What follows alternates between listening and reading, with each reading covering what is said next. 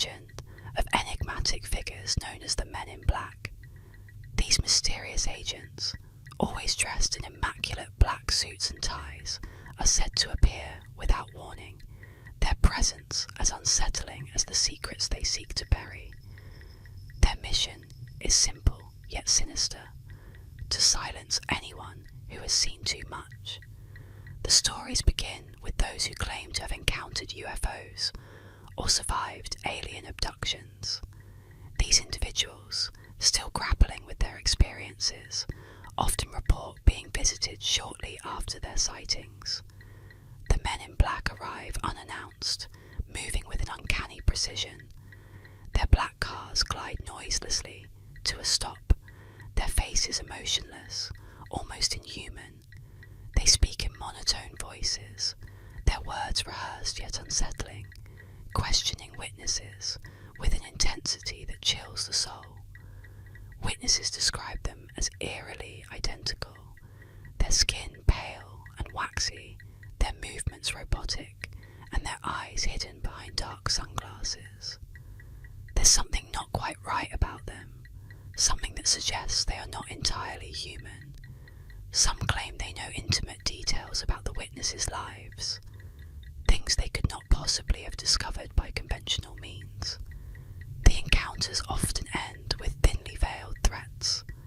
The Men in Black warn their targets to remain silent, to forget what they've seen, and to never speak of their experiences again.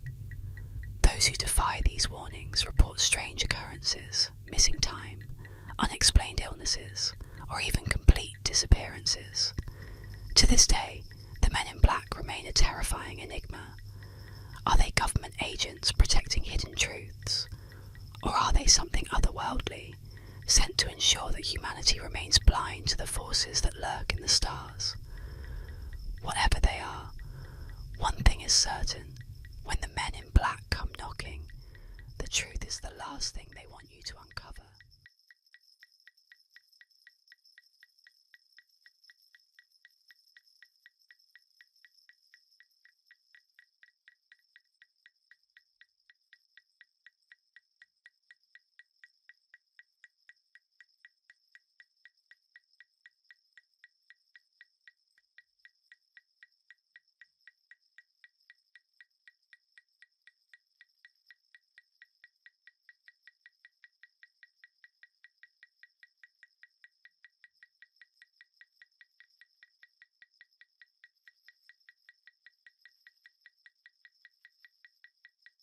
The Love Roller Coaster Scream is an urban legend that has haunted listeners for decades, a chilling tale of terror embedded in a seemingly innocent funk track.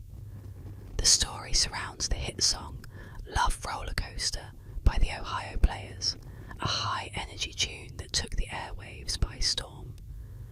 But hidden within its upbeat rhythm lies something far darker, a blood-curdling scream that echoes during the instrumental break. At first, it seems like nothing more than an artistic touch, a wild sound effect to emphasize the chaos of the roller coaster ride. But the scream is so raw, so horrifying, that it feels out of place. It doesn't sound like joy or excitement. It sounds like fear, pure and primal, and that's where the legend begins. According to the tale, the scream isn't a manufactured sound effect at all. It's said to be the desperate cry of a woman in her final moments, captured in the most horrifying of circumstances. Some claim the scream was lifted directly from a real-life emergency call, recorded as a woman was being attacked. Others insist that the sound came from the studio itself, where a model, allegedly the woman featured on the album cover, was violently murdered after an argument with the band. The eerie scream has been dissected and analysed, yet no definitive answer has ever been given. It lingers as an unsettling reminder of how closely horror and reality can intertwine. Whether it's a creative flourish or a recording of something truly sinister, one thing is certain: Once you've heard the love roller coaster scream, you'll never forget it. And every time the song plays, you might wonder, what if the legend is true? What if that scream belongs to a ghost whose cry for help was immortalised in the music, forever haunting the track?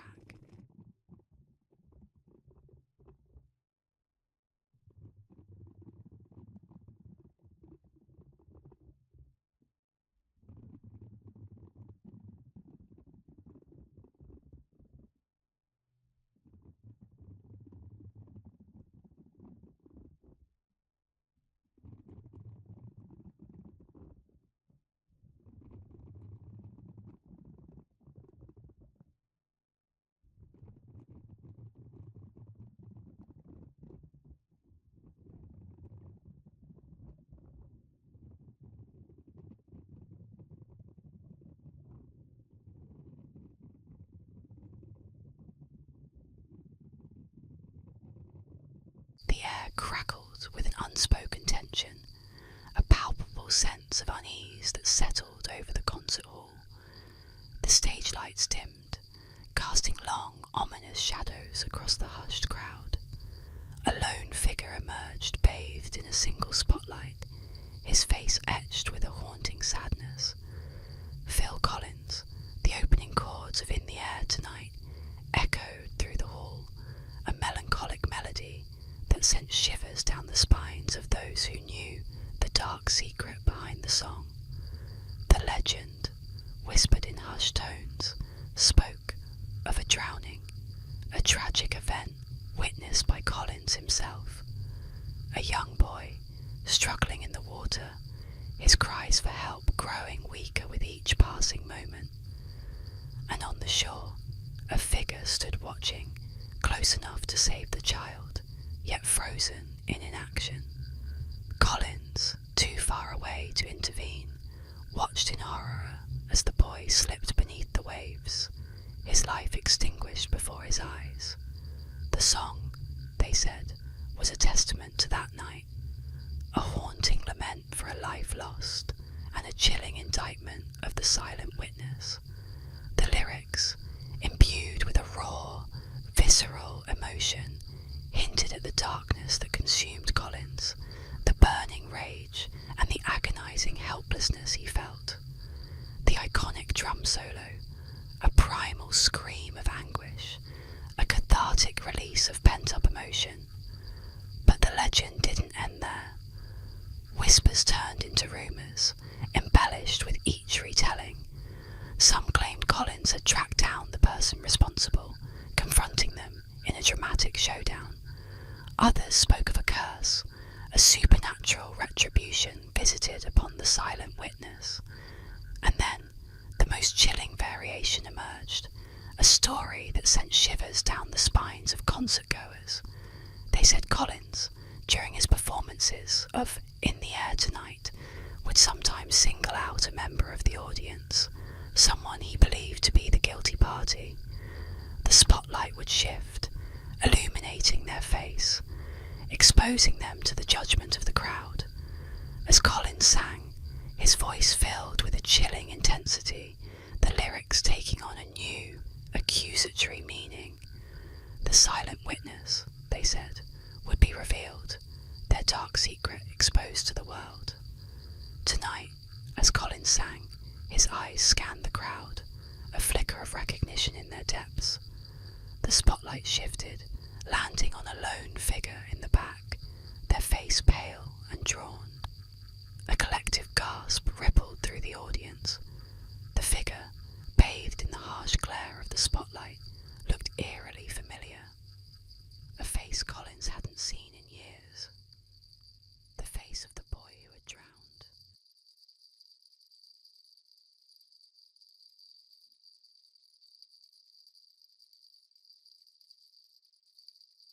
There's a dark and twisted tale that circulates online, one that is both bizarre and deeply unsettling.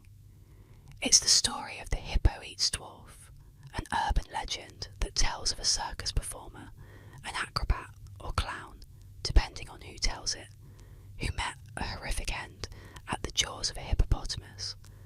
The legend goes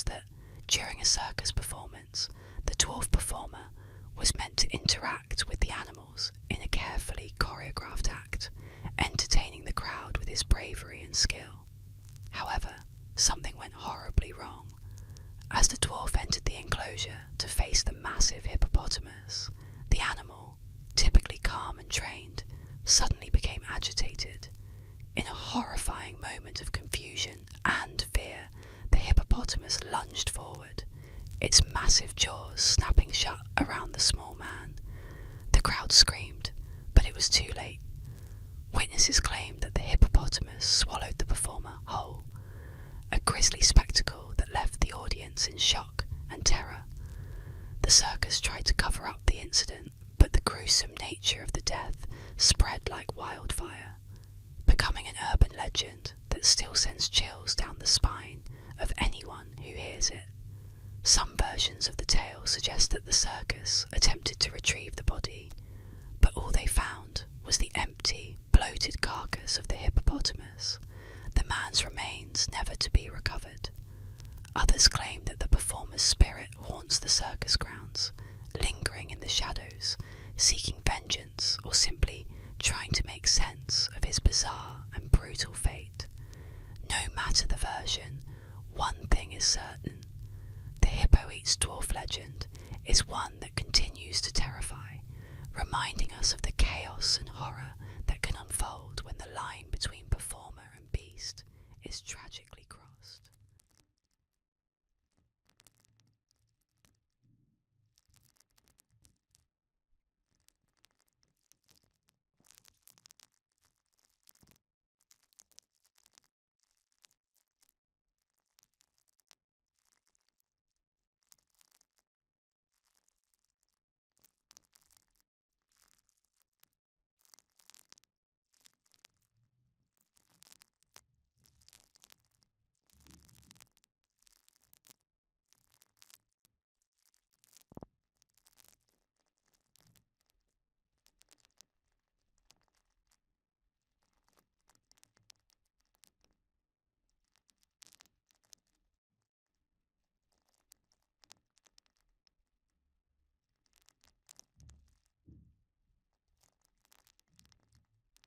The Ohio River, winding its way through the city of Evansville, Indiana, has long been a place of mystery, a dark, undisturbed stretch of water where shadows move beneath the surface and secrets linger in its depths.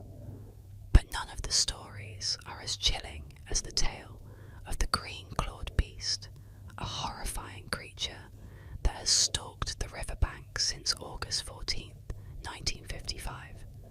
It was on that summer night that the first terrifying encounter occurred. A young woman, swimming in the warm, murky waters of the Ohio River, was caught off guard by something she could not explain. As she paddled through the water, she felt a sudden, sharp pain, something gripping her leg, pulling her down into the dark depths.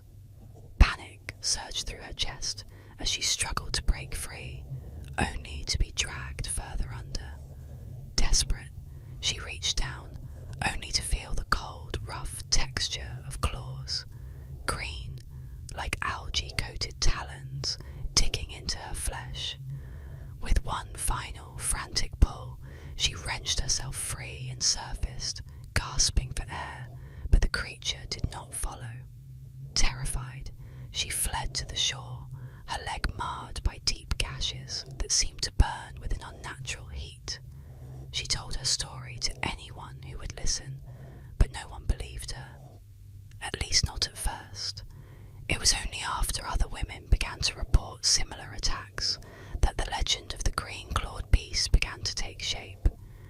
Women swimming in the Ohio River, or even simply wading in the shallows, were pulled under by invisible hands, their bodies scratched and bruised by the monster's powerful claws. The creature seemed to appear from nowhere, dragging its victims into the depths before retreating back to the darkness of the river. The green-clawed beast is said to be humanoid in shape, with long, sinewy arms and terrifyingly sharp green claws that glow faintly in the dim light of the river. Its skin is said to be slick and scaly, like that of some ancient amphibian. its eyes glowing with an unnatural hunger. Some say it is a creature of the river, born from the depths of the earth, awakened by the pollution and decay of the water. Others whisper that it is something far older, an ancient terror, long forgotten but never truly gone, that has always lurked beneath the surface, waiting for the right moment to strike. The attacks continue to haunt the town to this day, with local legends speaking of the creature's periodic return, drawn by the scent of fresh blood or the call of an unsuspecting swimmer.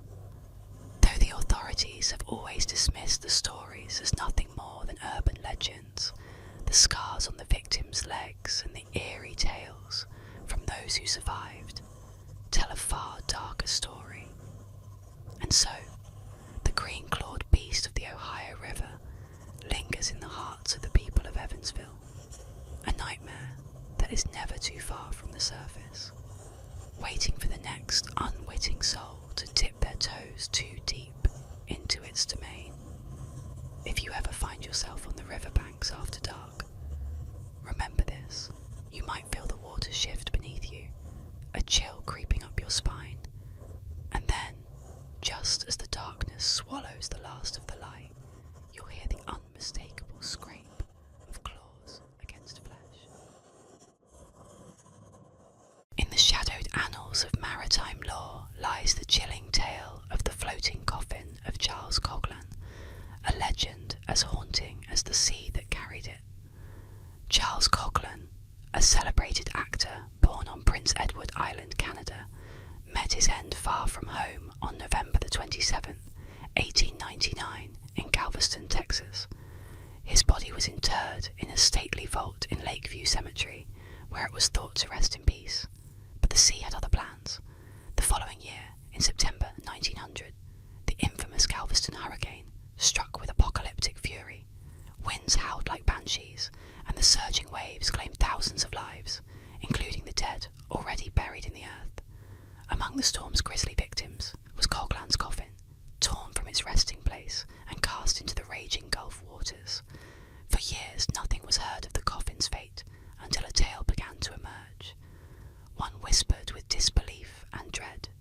According to legend, the coffin, guided by some unseen hand, or perhaps by Coghlan's unfulfilled yearning for home, drifted through the Gulf of Mexico, up the Atlantic coast, and across the icy waters, eventually washing ashore on the rugged shores of Prince Edward Island.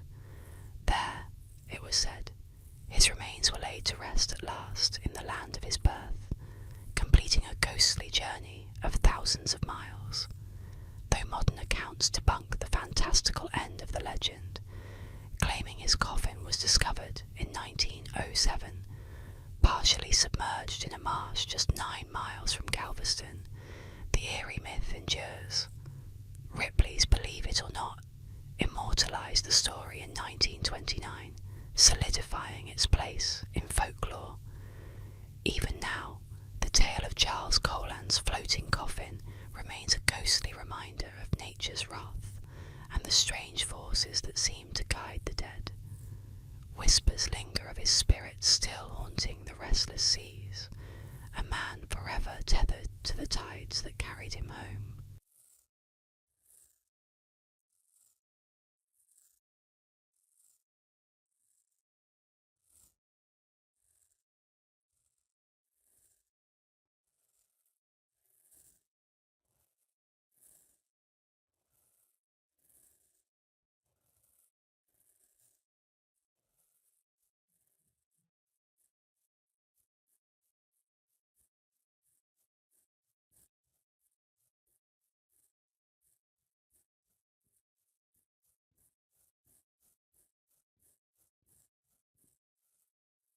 In the quiet wooded landscape of Wisconsin, there's a chilling mystery that lingers in whispers and half-forgotten memories. According to legend, there once was a town named Doveland, a small, close-knit community with friendly neighbours and quiet streets. Yet, by the early 1990s, Doveland had disappeared without a trace. Not merely abandoned or or decayed, but entirely erased, as if it had never existed. Today, there are no maps, no records, not even a mention of it in official documents. Yet, people swear they remember it, and others carry fragments of its memory in objects and eerie recollections. Locals and former residents insist they once visited or even lived in Dublin. They recall the roads, the town square, the shops, and the lake that glistened under summer skies. Some claim they have souvenirs, t-shirts, postcards, or even keychains that bear the name Dublin, Wisconsin. These objects are rare, kept like relics, though the origins are lost and faded, as if each one were a relic from a place beyond reach.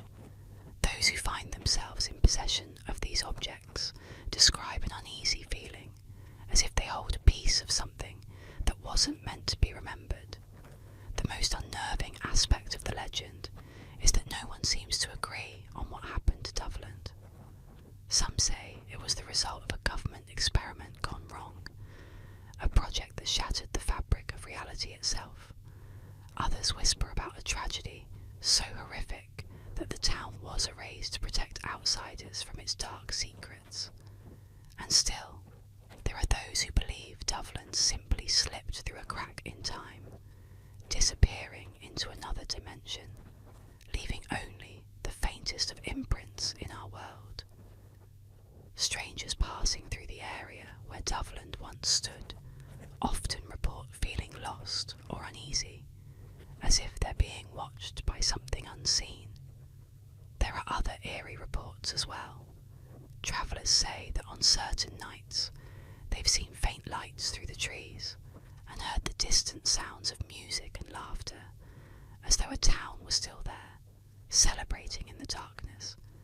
Some even say they've glimpsed ghostly figures in the shadows, walking along non-existent streets, whispering words that dissolve in the wind.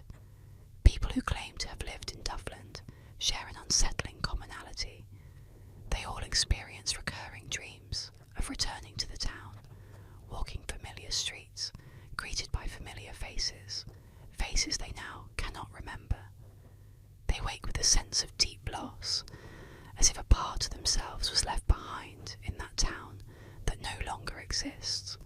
Strangers who visit the region sometimes describe feeling a magnetic pull to a place that doesn't appear on any map, or an intense sense of déjà vu, like they've stepped into a place they once knew but cannot recall.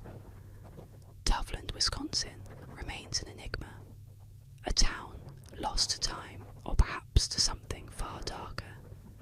Its absence lingers like a wound, and those who remember it are left with the eerie feeling that a piece of reality has slipped away, taking with it a slice of their own lives. The mystery of Dublin hangs like a shadow over the region, a strange void that beckons to those who seek it, yet warns of dangers hidden within forgotten places. For those who dare to remember or seek to uncover its secrets, there's always the haunting question: what happens to those who dig too deep into a place that was never meant to be found? Deep within Utah's Escalante petrified forest, legends warn of a curse that brings misfortune upon those who dare to disturb its ancient relics. For countless years, this eerie forest has stood still, haunted by trees turned to stone, their wood transformed into glistening shards over millennia.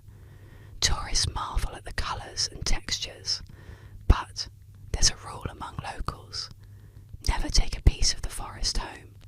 The curse, they say, is vengeful and patient. Stories tell of visitors who couldn't resist pocketing a fragment of petrified wood, believing they'd taken only a small, harmless memento. But the forest doesn't forgive theft. Those who take from Escalante soon find themselves ensnared in a web of relentless misfortune. One man, who once laughed off the legend, lost his job within a week. His family fell into financial ruin, and he became consumed by regret, unable to escape the shadow of his actions. Others have faced accidents so sudden and strange they could only be explained by the curse. A woman who took a single stone reported a horrifying series of events. Her car veered off the road on her way home, narrowly escaping a fatal crash. Her health began to fail inexplicably, her body growing weaker as if drained by an unseen force. Her nights became plagued with nightmares of twisted, ghostly trees, watching her with hollow, accusing eyes. Desperate to break the curse, people mail pieces of petrified wood back to the park, hoping for mercy. Rangers at Escalante receive hundreds of packages each year, filled with stones and pleas for forgiveness. Letters pour in, recounting stories of illness, financial collapse, and near-death experiences. The packages lie unopened, scattered as grim reminders that the forest does not forget. So, the legend endures, a chilling warning to those who visit. Leave the forest as you found it, or face its wrath. The petrified trees of Escalante may seem still and silent, but they guard their secrets jealously. Those who steal from them awaken a curse, one that clings to their lives, unrelenting until the debt is paid, or until they are no more.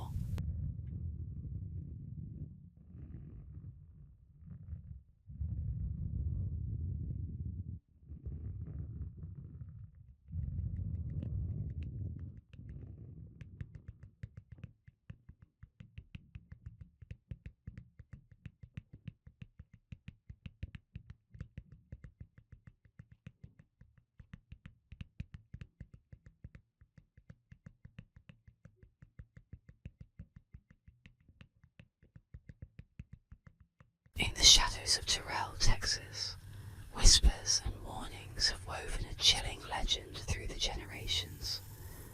A tale that clings to the fringes of nightmare and reality. They call her the Candy Lady, but behind the innocuous name lurks a sinister spectre named Clara Crane, whose story has haunted the town for over a century. The legend began in the early 1900s, when children in Terrell started to vanish without a trace.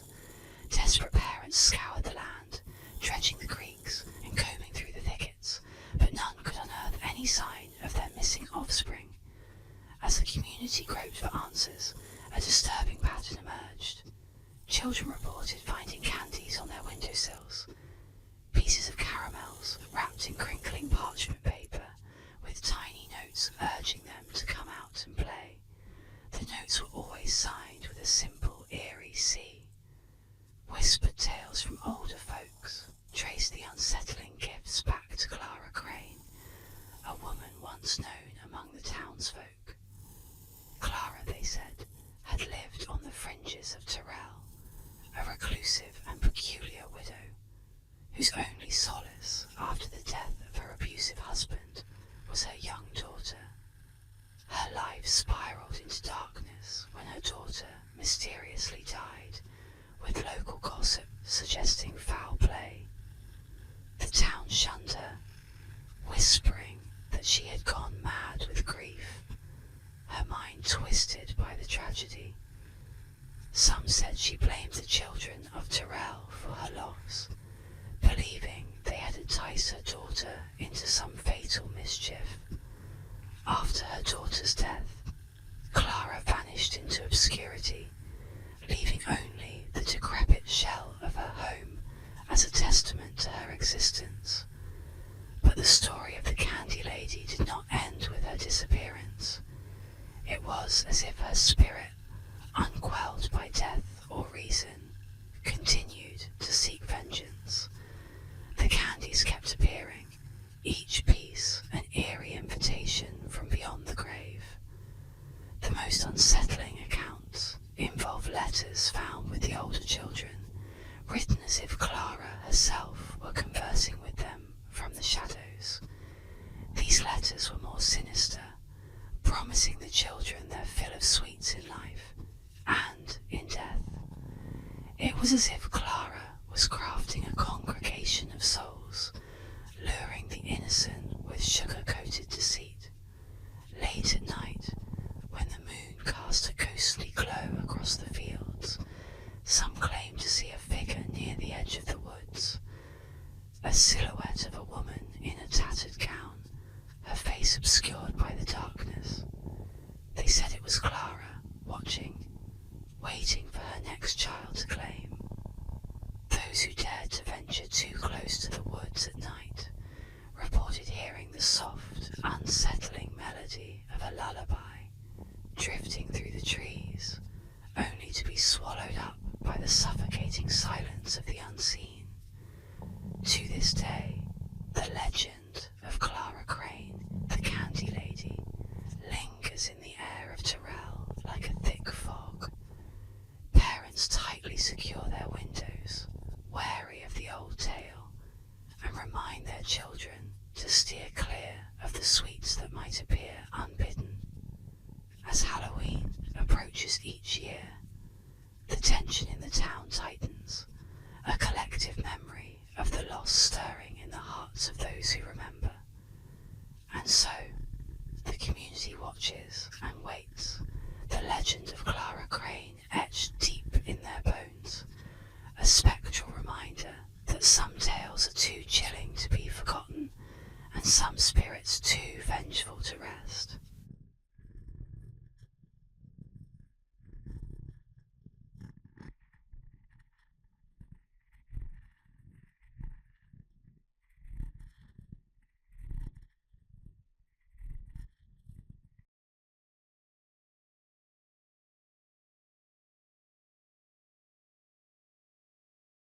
Let's journey into the peaceful waters of the Pacific coast, where legends of Cadborosaurus, a mysterious sea serpent, drift in the waves. Relax and let the soothing tale unfold. Cadborosaurus, affectionately known as Caddy, is a legendary sea serpent that has captured the imagination of many along the Pacific coast of North America. Its name is derived from Cadboro Bay, a coastal area in Greater Victoria, British Columbia, where it has reportedly been spotted numerous times over the years.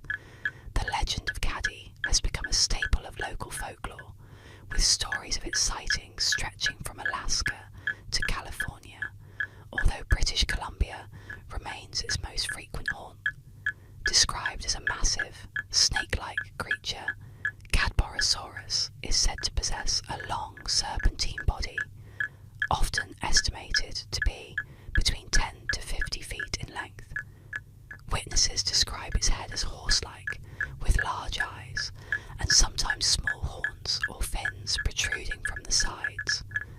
The creature is also thought to have humps along its back, similar to the classic sea serpent imagery that has been passed down through various cultures around the world. These humps are often visible as it glides just beneath the surface of the water, leaving a distinct wake in its path. Caddy's elusive nature adds to the mystery surrounding it. There are countless accounts from sailors, fishermen, and beachgoers who claim to have seen the creature, yet no definitive physical evidence has ever been produced to confirm its existence. The creature is usually reported to move with great speed, effortlessly cutting through the water, making it difficult to capture or photograph. Some theories suggest that Caddy could be a type of prehistoric marine animal that has managed to survive in the deep, unexplored waters of the Pacific. Others believe it could be an undiscovered species of giant eel or a relative of the oarfish, a long, ribbon-like fish known for its impressive size. Throughout the years, various expeditions and searches have been launched to find Cadborosaurus, but none have succeeded in proving the creature's existence. In 1937, the legend gained even more traction when the carcass of a strange sea creature, believed by some to be Caddy, was found in the stomach of a sperm whale.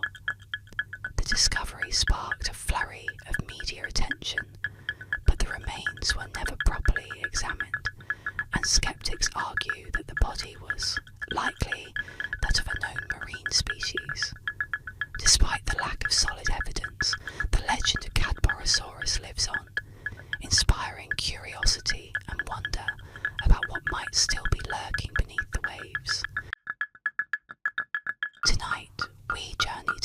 Iowa City, where the eerie legend of the Black Angel awaits. Let the mysterious tale of this cursed statue guide you into a peaceful and restful sleep. The Black Angel is a haunting urban legend centered around a statue in Oakland Cemetery, Iowa City. The statue, standing over 8 feet tall, was erected in 1912 to mark the grave of Teresa Feldovert, a woman of Czech descent. Over time, the statue gained a sinister reputation, and many locals began to believe it was cursed. The Black Angel originally had a bright bronze colour, but as the years passed, it darkened to a deep black, which fueled the legend's eerie narrative. Some say the change in colour represents the anger or grief of Teresa's spirit. Others believe the blackened statue is an omen of death, with various warnings attached to it. One popular belief is that anyone who touches or kisses the statue will be met with an untimely death. Another variation claims that those who look directly into the angel's eyes at midnight will be cursed. The statue's mysterious appearance, combined with its dark colour and imposing presence, has made it a popular site for paranormal enthusiasts and thrill seekers. Many visit the cemetery to test the legend, while others keep their distance, unwilling to risk the supposed curse. Though the Black Angel story is rooted in local folklore, the real cause of the statue's discoloration is simply weathering and oxidation of the bronze. Despite this, the legend remains a captivating part of Iowa City's history, continuing to intrigue and frighten those who hear it. Whether cursed or not, the Black Angel stands as a reminder of how myths can grow around even the most ordinary objects.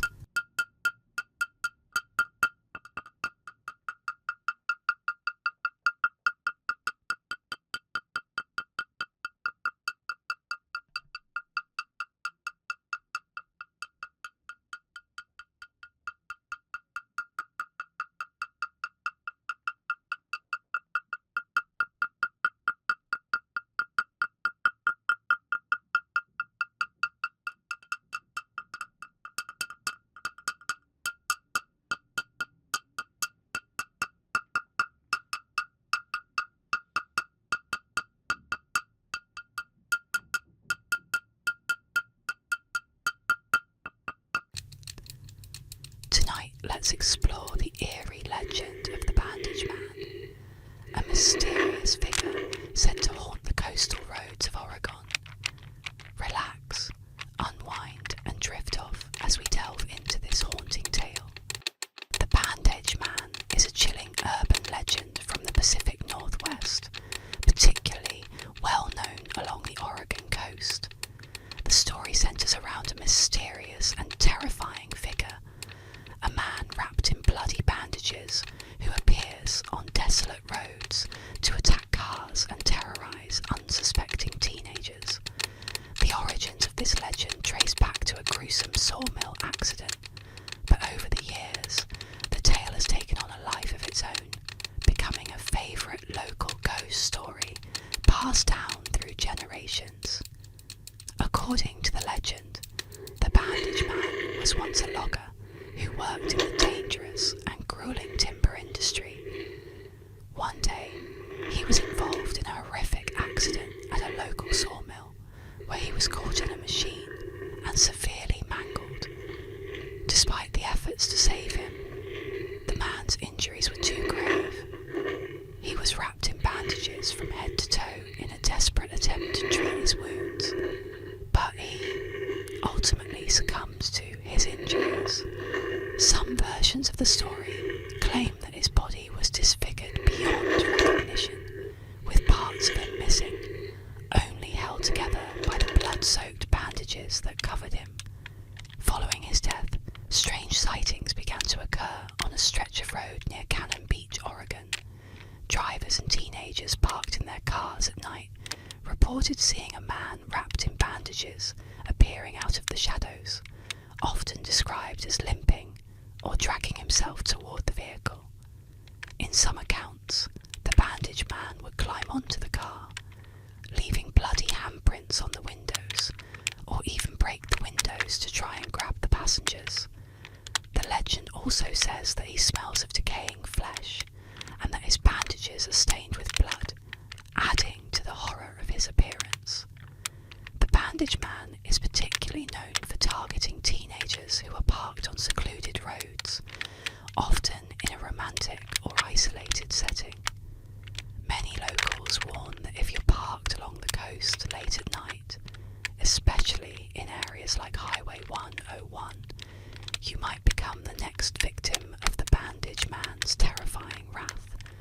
In some versions of the story, he's said to disappear without a trace as quickly as he appears, leaving only the unsettling memory of the encounter and, sometimes, remnants of his bloodied bandages.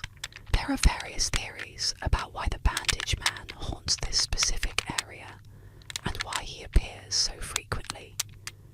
Some say that his restless spirit is seeking revenge for his untimely and gruesome death, angry at the world and jealous of those still alive. Others believe that he is merely a remnant of a tragic accident, forever trapped between life and death, doomed to wander the roads near his old workplace. While no one has ever been seriously harmed by the bandaged man, his legend has become a part of the local folklore, with many claiming to have had a close encounter with the eerie figure. Teenagers in the area continue to share stories of near misses with him, recounting their fear as they sped away from what they believed to be the ghostly figure chasing after them. Some locals suggest that the bandaged man legend serves as a cautionary tale, warning young people not to linger too long on dark, deserted roads late at night. Though there is no concrete evidence to support the existence of the bandaged man, his story persists, growing with each retelling. As with many urban legends, the bandaged man thrives on the fear of the unknown and the unsettling idea that danger could be lurking just beyond the edge of the headlights. The remote and rugged landscape of the Oregon coast only adds to the atmosphere, making the story even more believable for those who live there. Welcome to tonight's story, The 27 Club, a calming tale of famous artists lost too soon. Relax, let go, and drift peacefully as the legend unfolds. The 27 Club is an infamous urban legend, suggesting that a disproportionately high number of famous musicians, artists, and celebrities die at the age of 27. This belief stems from the deaths of several well-known figures in music and art, who all tragically passed away at this age. Among them are Brian Jones of the Rolling Stones, iconic guitarist Jimi Hendrix, soulful singer Janis Joplin, punk vocalist Mia Zapata, The Doors frontman Jim Morrison, Nirvana's Kurt Cobain, painter Jean-Michel Basquiat, and most recently, singer-songwriter Amy Winehouse. The idea behind the 27 Club first gained traction in the early 1970s, especially following the deaths of Hendrix, Joplin, and Morrison, who all died within a short span between 1969 and 1971.